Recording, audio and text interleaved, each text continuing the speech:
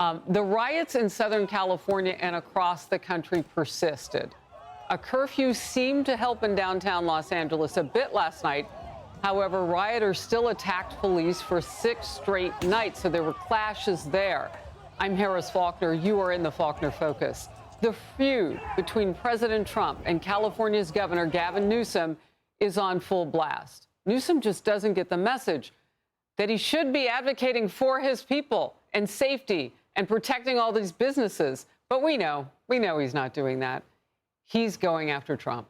Today, a federal judge will hear arguments on Newsom's attempt to stop the National Guard from being deployed to Los Angeles as the president did. Necessarily so. Trump is not backing down from that fight. What we have is a situation in Los Angeles that was caused by gross incompetence. They didn't have the police to handle it. The police were asking us to come in. They were very late. While we were there, we stayed there, and we stopped tremendous destruction and death. We stopped the deaths. We stopped a lot. We are going to have law and order in our country. Okay, this started as a press against immigration, customs, and enforcement agents out getting illegal aliens, particularly those who had committed the most egregious and violent crimes. So that's how the anti-ICE portion of this chaos started. It has now morphed into things that are violent by some of these rioters, and it's spreading beyond Southern California.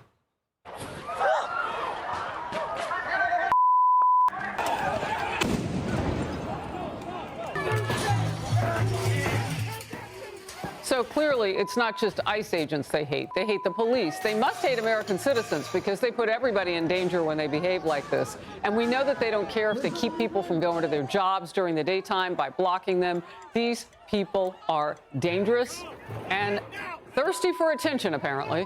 In cities large and small across the country, police faced an anti-ICE protest, both peaceful and violent.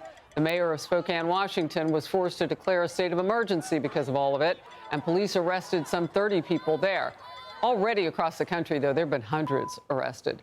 Since the Los Angeles riots began, it's been 1 week today, so the 7th day we enter now. The nationwide unrest has exploded in that time, and the White House says this will not stop the president from working to protect Americans.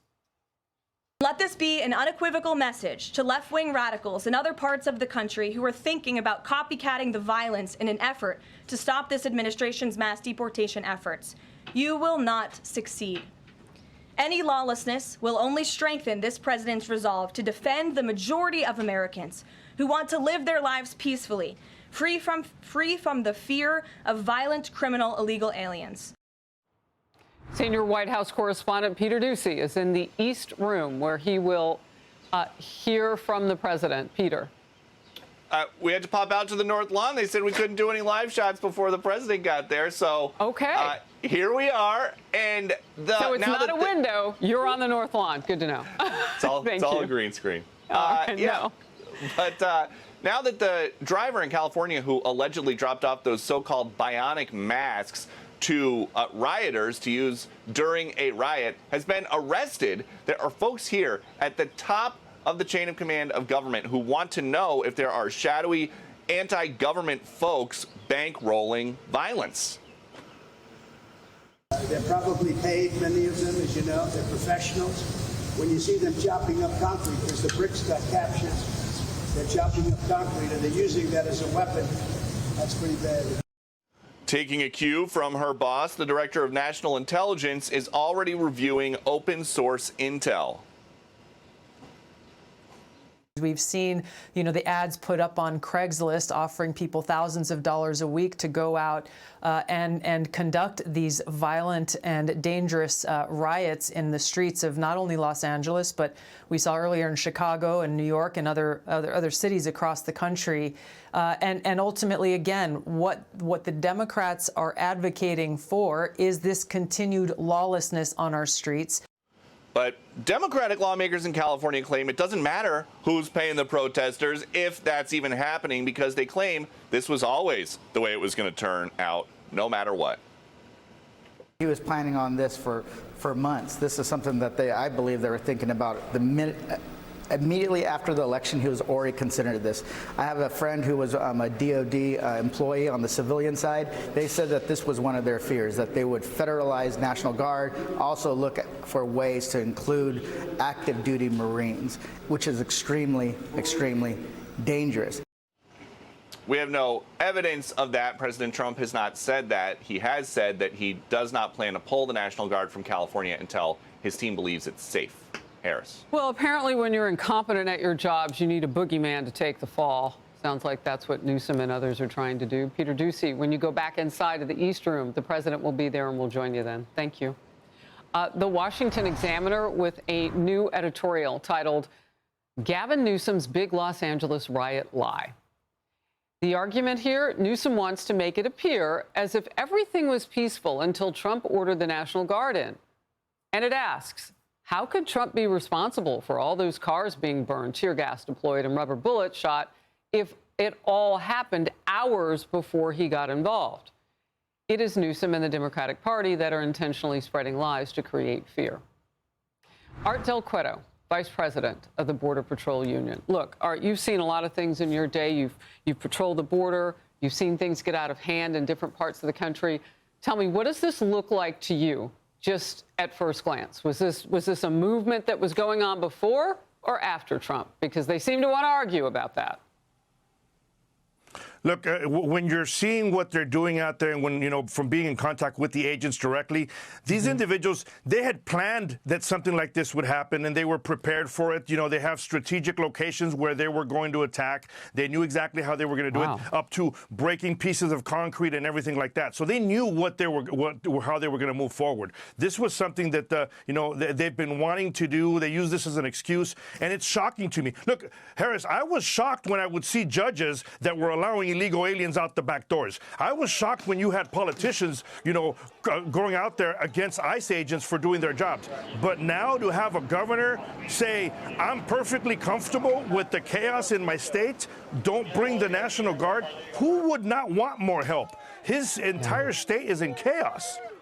Look, let me ask you this, because you're talking about the ramp up during the Biden administration to all of this. And I'm just wondering, do we even have enough information about where some of these most violent illegal aliens are to know when they are planning these things? I mean, they're not like terrorists that we would have been watching that are on a terror watch list, are they?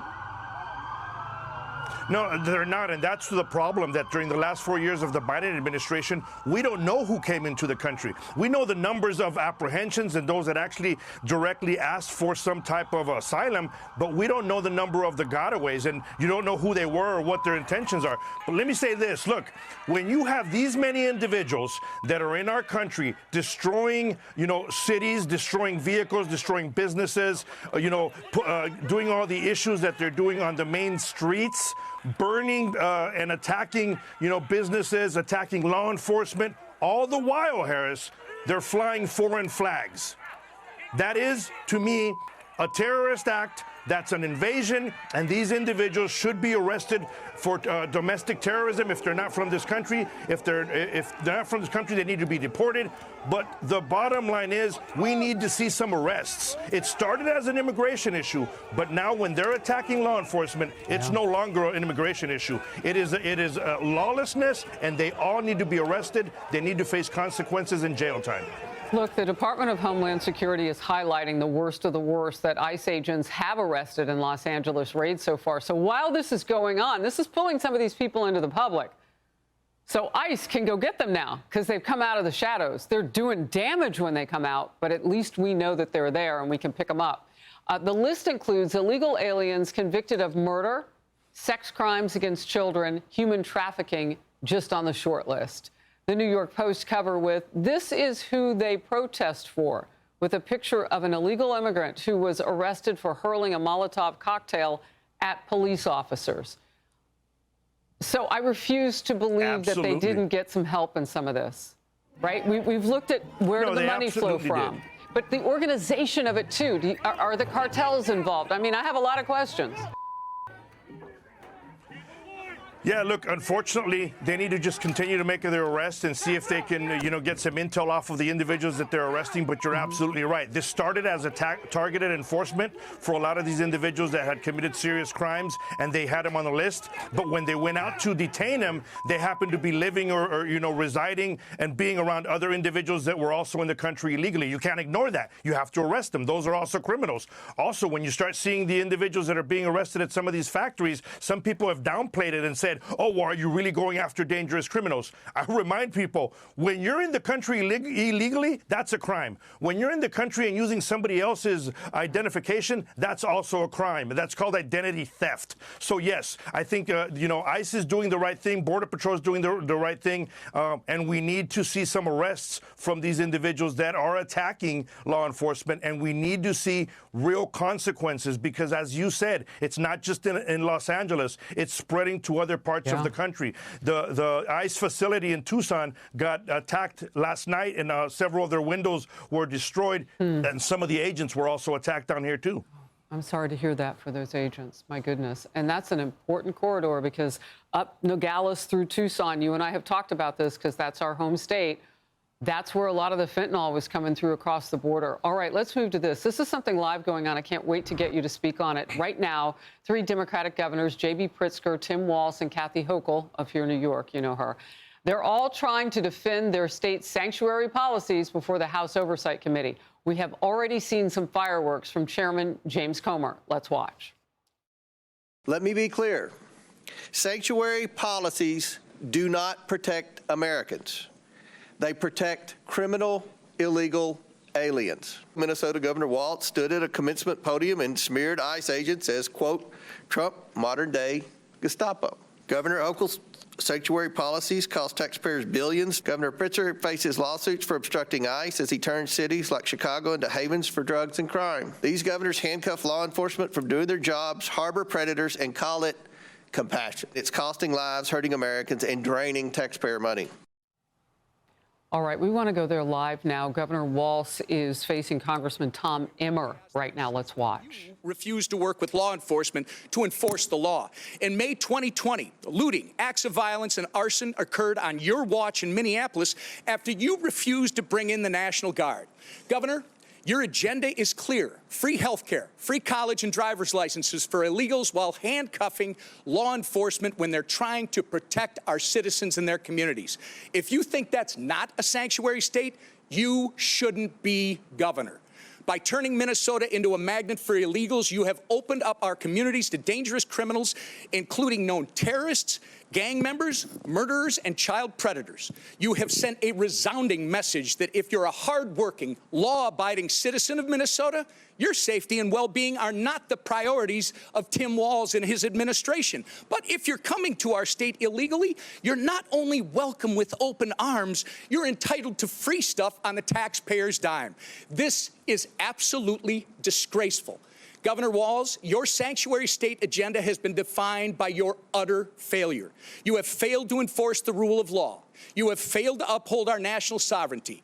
And most importantly, you have failed the people of Minnesota. The time for radical sanctuary state policy, sir, is over. The voters made that clear last November when they elected President Trump and Vice President J.D. Vance. You remember him, don't you? Governor, the time for real leaders and real leadership is now.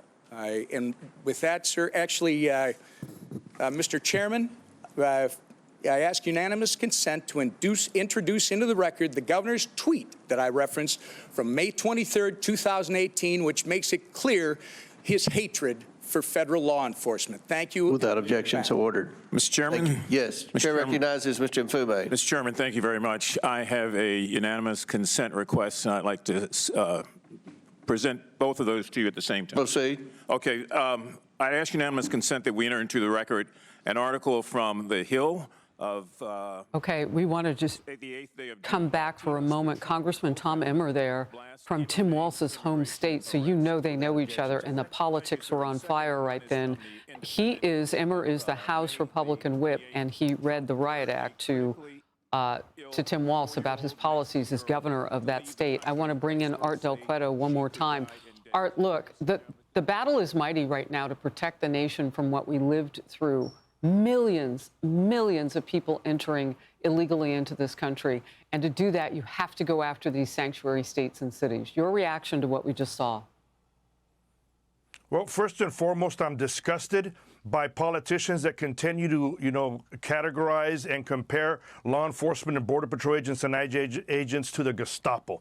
That just makes my blood boil, I can tell you right now. Those are my heroes. Why doesn't he come down here and see exactly what they're doing and what they've been doing for several years, putting their lives on the line, getting attacked by cartels and criminals, and he's going to go up there and all he cares about is creating this magnet, because that's what he's doing. He's creating a magnet for more criminals to come into the United States. He's creating a magnet for more attacks on law enforcement. That's the individual it makes my blood boil, Harris, when I hear individuals say something like that. Why doesn't he put out his address and home all these individuals that are coming across? Why doesn't he put them up in his home? That's the thing. They're quick to go up there on their soapbox and say, I'm the caring person, I'm the one that cares, when all the while they're bringing up policies that destroy American values and they destroy American lives. That's all it does. Sanctuary cities, sanctuary policies are nothing but a magnet for criminal behavior. Look, I understand now why people say, and I say it too, I should shout it, the American people know what they're doing when they vote. They get this. November 5th, that guy would have been the vice president of the United States. That guy that you just described, and all of those failed policies and how they would have pushed us even further into a crisis, immigration crisis, Americans voted in part on that issue. It was important to them, and they got it right. Art Del Cueto, thank you very much. I appreciate you today. I'm Steve Doocy. I'm Brian Kilmeade. And I'm Ainsley Earhart. And click here to subscribe to the Fox News YouTube page to catch our hottest interviews and most compelling analysis.